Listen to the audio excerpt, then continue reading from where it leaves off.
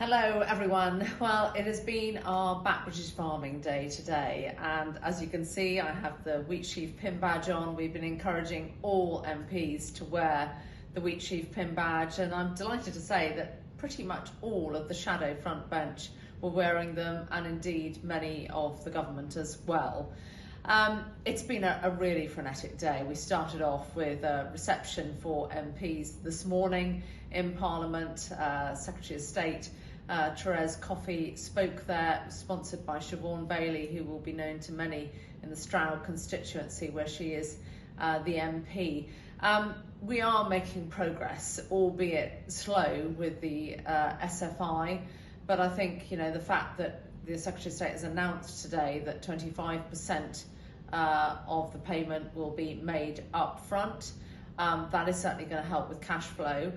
The point that I continue to make to her is this is about the minority rather than the majority, and I want to see schemes where everyone can access them and everyone can have the same opportunities.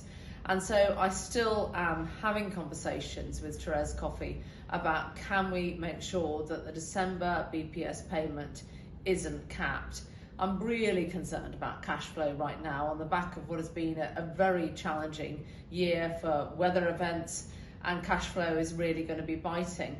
She hasn't ruled it out, but she's talking about the complexity of needing a statutory instrument to make it happen. But ultimately, within the Agricultural Act of 2020, it gives the Secretary of State powers with exceptional market circumstances that they can intervene. So those powers are there. We need to have schemes that deliver for food production and for nature and the environment, that are available to everyone and that are fair to everyone. And my big concerns at the moment are, and I've said it before, that grassland is still the poor relation effectively to land that is in a rotation.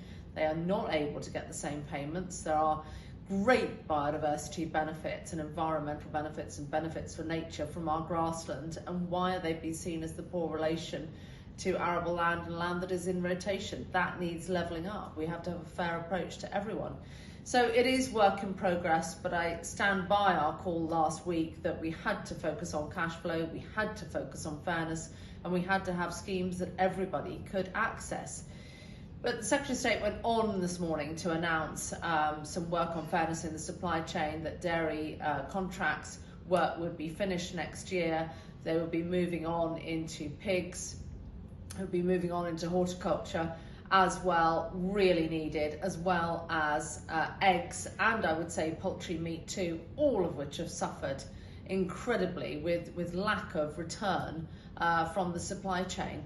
And I made the point to MPs this morning, this is a really difficult area for us. It is against the law to talk about price in this country, and we are seeing an ever smaller return go back to the farm gate, and something needs to happen to change this. So I really appreciate the work the government is doing on fairness in the supply chain.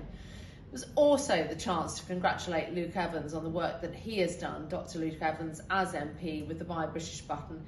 Huge cross-party support for this Buy British button in retail now. It's really important that this gets over the line, because it will actually force the retailers into total clarity and transparency on the barcoding. At the moment, the barcoding, for example, with British and Irish beef, it doesn't show the difference. So as you can imagine, going forwards with trade deals, we need absolute transparency on how much British we are selling. We've got commitments from retailers, in some cases all British, in some cases British and Irish. We need to know how much British, what volume we are selling. So other announcements as well, please do look at NFU online for more details of that. Finally, the last thing of today is a reception at number 10 Downing Street. We've got a lot of NFU members who work so closely with us, some of our county chairs, council delegates, our commodity board chairman here as well. They've all had the invite that we've put forwards to number 10. So the Prime Minister and Therese Coffey will be hosting it.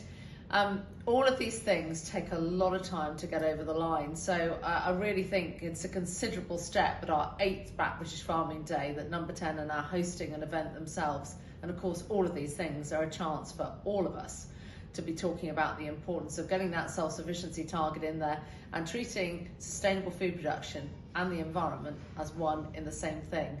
So as ever, wherever you are, please do take care, and I really look forward to speaking to you again next week. Many thanks.